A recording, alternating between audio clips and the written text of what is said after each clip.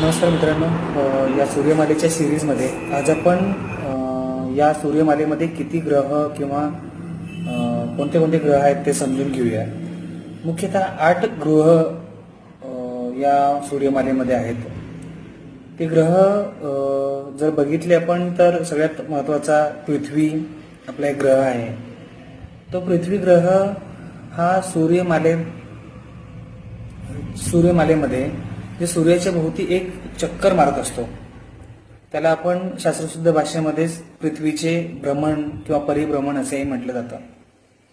Okay, तर पृथ्वी सोबतच आपले अजून 7 ग्रह कुठले कुठले आहेत त्यांची नावं काय आहेत ते समजून घेऊया. एक आहे बुध, दुसरा आहे शुक्र, तिसरा मंगळ, चौथा गुरु, 5वा शनी, 6वा युरेनस, 7वा नेपच्यून आणि 8वा आपला पृथ्वी ग्रह आहे.